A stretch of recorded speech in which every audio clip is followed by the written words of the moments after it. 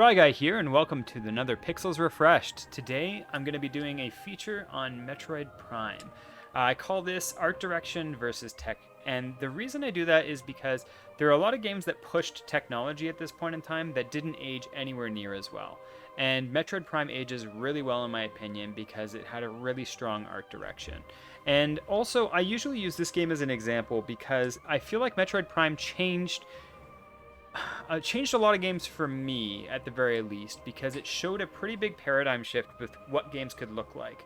Because if you think about it, from 1985 to 2002 when Metroid Prime came out, that's about, 17 years? So games came a long way in 17 years. And that's what I wanted to focus on with this. So before anything else, why don't we get into some Metroid Prime? So I just beat the game again recently. I do it pretty often. Like typically about once or twice, well, once every a couple of years. So I have a save file here. Sorry, where is my page? Okay, here we go. Pull this mic closer. 1 second. Okay, perfect. So I have my controller here, and I'm just gonna go around. So yeah, here we go. This is the Prime Trilogy version. For the most part, it's the same. There's a couple of things that they made worse with Prime Trilogy. So one of the things that they ruined with Prime Trilogy was the water reaction. So in the original Prime, on the GameCube, when you roll around in the water, you actually had it react to you, but not in Prime. Not in the trilogy. So it's one of those areas where it's actually downgraded to the original. You can see it right here originally. So if you went into the water here, I don't know why that is. So it's basically two GameCubes, right? The Wii was two GameCubes attached together, kind of. From a hardware perspective, that's kind of how it was. It was like a little bit more powerful than that.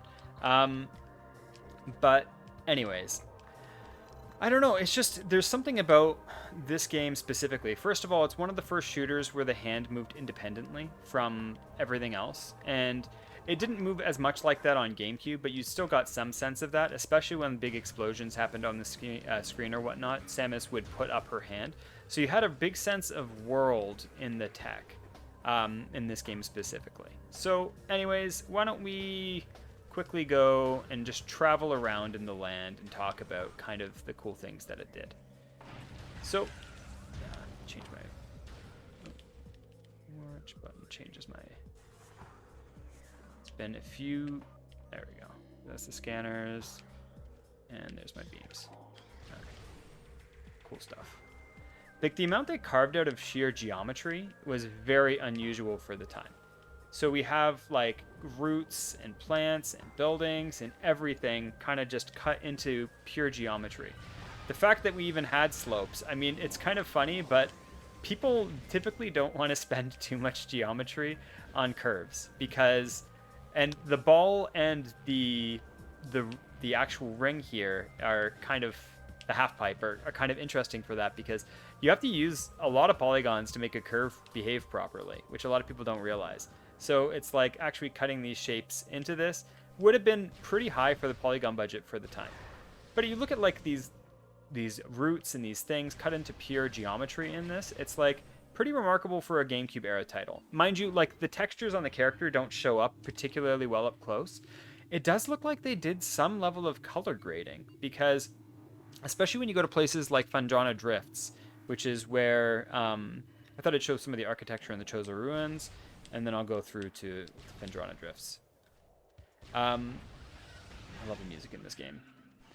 But you have all of this architecture, right? And it's like, it looks unique from each other. So it's like this pillar and this pillar, yeah, they're clearly built from the same elements, but each of these are different configurations of those elements. So they really hand carved everything, trying to give it a very unique look. Walking into here, you have these twisted vines coming along here. You have a sense of scene. Look at all these birds traveling on the top there. And like all of these twisted vines. Like this is very uncommon art direction for the era. You know, you might have seen some of these kind of things in like Half-Life on PC or things like that, but in general, it's like, I don't know. It was a huge jump. To think that games went from the original Metroid, the super low poly original Metroid, to this in just over 15 years is pretty remarkable. I wouldn't have expected that amount of progress. And historically, you've never seen that kind of progress. You haven't seen things jump from that level to this level, going from really crude. It's like going from cave paintings to the Renaissance in 15 years. That's really the equivalent in regards to technology. And we're just obsessed with an absolutely breakneck pace for this.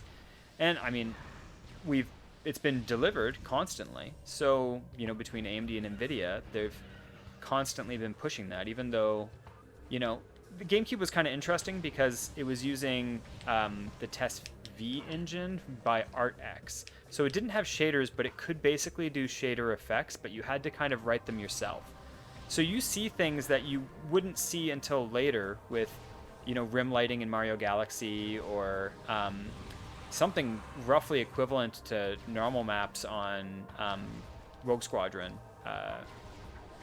Rogue Squadron 2 and 3, Rebel Strike. Look at the particle systems. Like, we're getting all of these alpha bending particles in the ground here. Some level of color grading in the scene, because the colors are kind of washing over everything. It looks like they're just projecting a texture to make it look metallic within the actual gun. But even down here, it's like the atmosphere even below here, the steam and all of this, it's like, I don't know. To me, this is a game that was way beyond its time. Let's get to Phendrana Drifts. I actually think that, oddly enough, the texture work doesn't hold up as well in Magmar Caverns, which is where we're going right now. So, out of all the places, I feel like this area holds up the least because, let's see which path gets me to Phendrana Drifts real quick. Phendrana is right here. Okay. Great. The transition between the ball and whatnot is seamless. I mean, Samus looks a little bit wide-shouldered now in comparison, but yeah, so you have this scene has like a earthy red wash over the entire scene. And, it's like some of these things, they're very commonplace now, but at the time it was very uncommon to be able to do something like that. Most games, the elements, your polygons and your things, they just looked the way they looked. And it was only games like this and like Metal Gear Solid 2 and 3 that kind of started it, then that pushed that and started playing with more cinematography and more movie-like effects for visuals and things like that, trying to tie the scene together.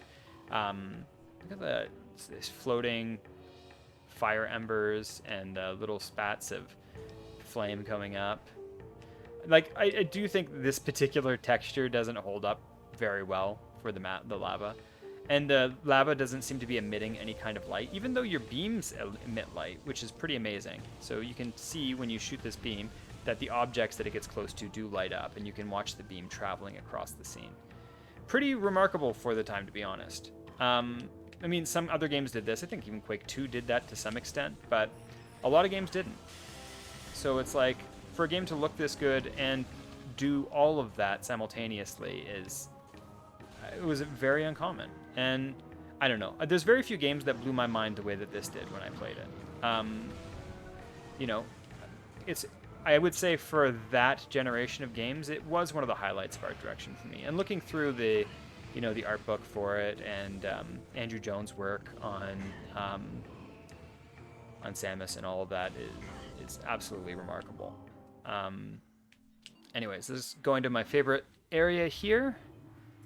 I love Phendrana Drifts. I don't know what it is. It's the mood of it. It's everything around it. But for my entire life, it's just been one of my favorite places.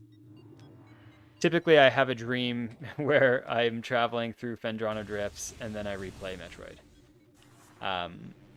So you have the cool light kind of come over everything. So it's like, first of all, down here, you're getting some amount of like volumetric perspective or volume fog as it goes down into the scene. Which is you can do it through several kind of ways, but look at the air. Like, you're getting this density in the atmosphere. When you fight TARDIS here, the very first time, it's quite something. And then they even blow out the scene with something equivalent to Bloom. I mean, Bloom's been overused, and I mean, now it's a modern part of gaming, but it's not as overused as it was in the PS3 and Wii generation, where they kind of just put it on everything. It went a little bit too far with it.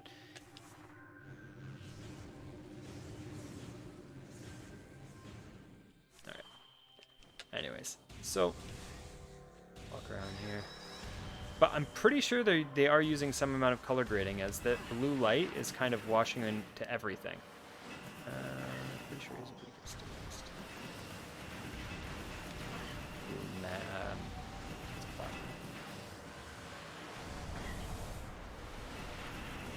Maybe not. Not the best choice weapon-wise. Wasting my missiles on it. Alright. Anyways. Like, I don't know. Like, the sky is a little blown out, but look at all of the snow particles. There's so many snow particles in this scene, creating such a sense of volume in the scene. Even though, yeah, they're the same white circle, right? So it's like the asset itself isn't complex, but the use of it is very well done. Look at the way that these things light the screen as they attack. So these things, as they attack, they light up the screen. They light up you.